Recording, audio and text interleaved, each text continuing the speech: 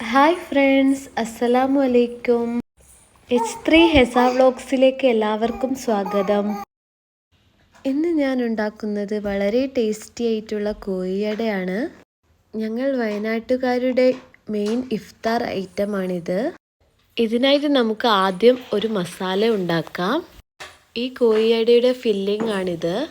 ഇതിനായിട്ട് അടി കട്ടിയുള്ള ഒരു പാത്രത്തിൽ കുറച്ച് വെളിച്ചെണ്ണ ഒഴിക്കുക. അതിലേക്ക് 2 ഉള്ളി, 2 പച്ചമുളക്, കുറച്ച് കറിവേപ്പില ഇതൊക്കെ ഇട്ടിട്ടൊന്ന് നന്നായിട്ട് വഴറ്റിയെടുക്കുക. ഈ ഉള്ളിയിലേക്ക് കുറച്ച് ഉപ്പിട്ടാൽ ഇത് പെട്ടെന്ന് കുക്കായി കിട്ടും. ശേഷം ഇതിലേക്ക് കുറച്ച് മഞ്ഞൾപ്പൊടി, കുറച്ച് മുളക് പൊടി ഇട്ടതിന് ശേഷം ഇത് നന്നായിട്ട് നമുക്ക് മിക്സ് ആക്കാം. ഞാൻ ഇതിലേക്ക് 300 ഗ്രാം ബോൺലെസ് ചിക്കൻ ഉപ്പ്, മുളക് പൊടി, മഞ്ഞൾപ്പൊടി ഇട്ടതിന് ശേഷം ഒന്ന് വേവിച്ചിട്ട് പൊടിച്ച് വെച്ചിട്ടുണ്ട്. ഈ ഉള്ളിയിലേക്ക് കുറച്ച് ഗരം മസാല ഇട്ട് കൊടുക്കും. ചിക്കൻ ചെറുതായിട്ടൊന്ന് ക്രഷ് ചെയ്താൽ മതി. പൊടിയുടെ പച്ചമണം മാറിയതിന് ശേഷം നമുക്ക് ഈ ക്രഷ് ചെയ്ത ചിക്കൻ ഇട്ട് കൊടുക്കാം. ഇത് ബീഫ് വെച്ചിട്ട് വേണമെങ്കിലും ഉണ്ടാക്കാം. ബീഫ് ആവുമ്പോൾ ബീഫ് വേവിച്ചതിന് ശേഷം കുറച്ച് തേങ്ങ ഒതുക്കിയിട്ട് അതും ഇട്ട് കൊടുക്കണം. അതായിരിക്കും കൂടുതൽ ടേസ്റ്റ് ഉണ്ടാവുക. ബീഫ് ഇട്ടിട്ട് അട ഉണ്ടാക്കിയാലും ഇതിൻ്റെ പേര് കോഴിയട എന്ന് തന്നെയാണ്. ഇത് ഉണ്ടാക്കുന്നത് എൻ്റെ ഉമ്മാമ്മയാണ്. ഇത് നമുക്ക് 2 മിനിറ്റ് ഇളക്കി കൊടുക്കാം. ഇപ്പോൾ ഈ ചിക്കനും ഉള്ളിയൊക്കെ നന്നായിട്ട് മിക്സ് ആയിട്ടുണ്ട്.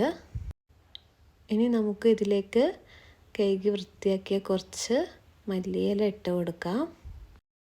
ആവശ്യമെങ്കിൽ ഇപ്പോൾ കുറച്ച് ഉപ്പ് ഇട്ട് കൊടുക്കണം.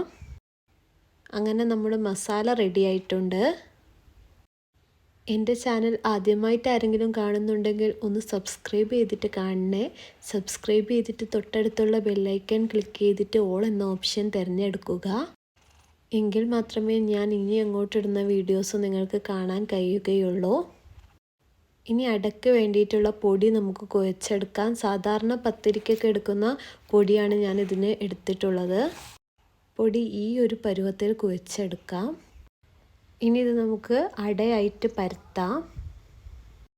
പരത്തുമ്പോൾ കയ്യിലാക്കാൻ വേണ്ടി കുറച്ച് ഓയിൽ, മസാല,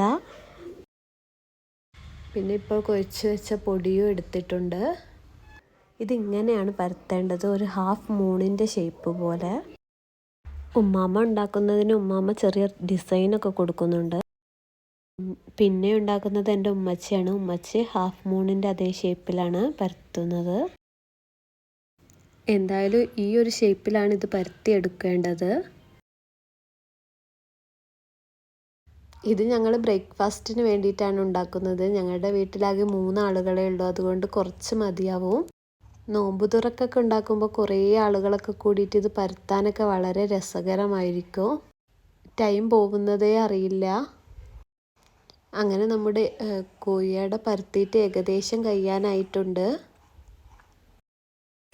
ഇത് സ്റ്റീം ചെയ്യുകയാണ് ചെയ്യേണ്ടത്. ഞാനിതൊരു സ്റ്റീമറിലേക്കാണ് ഇത് പരത്തിയിടുന്നത്.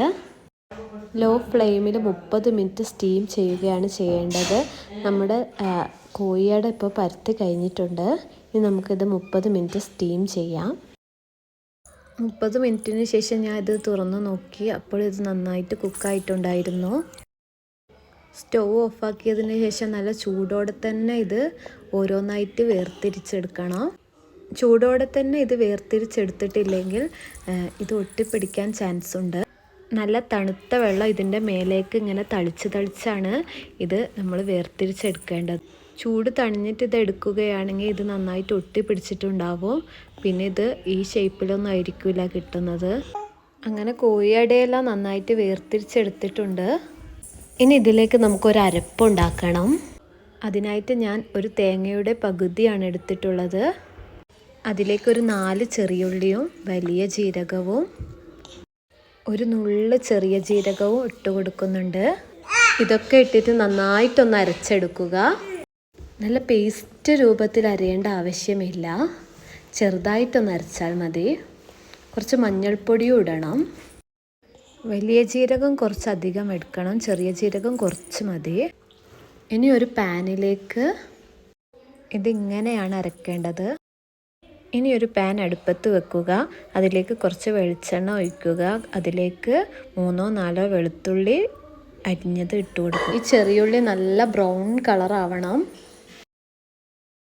ഇതൊരു മീഡിയം ഫ്ലെയിമിലാണ് വെക്കേണ്ടത്, ഹൈ ഫ്ലെയിമിൽ വെക്കരുത്, ഉള്ളി നന്നായിട്ട് കരിഞ്ഞു പോവും. ഇതുപോലെ ബ്രൗൺ കളറാകുമ്പോൾ ഇതിലേക്ക് കറിവേപ്പില ഇട്ട് കൊടുക്കുക. കറിവേപ്പില ഇട്ട് കൊടുത്തതിന് ശേഷം നമ്മൾ അരച്ച് വെച്ച അരപ്പ് ഇതിലേക്ക് ഒഴിച്ചു കൊടുക്കുക. ഇത് നന്നായിട്ട് തിളച്ച് വരുമ്പോൾ നമ്മൾ ഇതിലേക്ക് കുറച്ച് ഉപ്പ് ഇട്ട് കൊടുക്കണം. ഇനി നമുക്ക് നമ്മൾ വേവിച്ചു വെച്ച കോഴിയട ഇതിലേക്ക് ഇട്ട് കൊടുക്കാം. ഇതിന് പ്രത്യേകിച്ച് ഒരു കറിയുടെയും ആവശ്യമില്ല. എങ്കിലും ഞങ്ങളിവിടെ ഇന്ന് ചിക്കൻ കറി ഉണ്ടാക്കിയിട്ടുണ്ട്. ചിക്കൻ കറി ഉണ്ടാക്കുന്ന വീഡിയോ ഞാൻ മുന്നേ അപ്ലോഡ് ചെയ്തിട്ടുണ്ട്, വേണ്ടവർ അത് നോക്കൂ. ഈ കോഴിയടക്ക് ആവശ്യമായ ഇൻഗ്രീഡിയൻസ് ഞാൻ ഡിസ്ക്രിപ്ഷൻ ബോക്സിൽ കൊടുക്കാം. എൻ്റെ വീഡിയോ ഇഷ്ടപ്പെട്ടാൽ ലൈക്ക് ചെയ്യണേ, കമൻറ്റ് ചെയ്യാൻ മറക്കല്ലേ, കൂട്ടുകാർക്കൊക്കെ ഷെയർ ചെയ്യുക. അങ്ങനെ നമ്മുടെ ടേസ്റ്റി ആയിട്ടുള്ള കോഴിയട ഇവിടെ റെഡി ആയിട്ടുണ്ട്. ഇനി നമുക്കിത് ചിക്കൻ കറിയുടെ കൂടെ കഴിക്കാം. വേറൊരു റെസിപ്പിയായിട്ട് നമുക്ക് വീണ്ടും കാണാം. ഇൻഷാ അല്ലാ. അസ്സലാമു അലൈക്കും.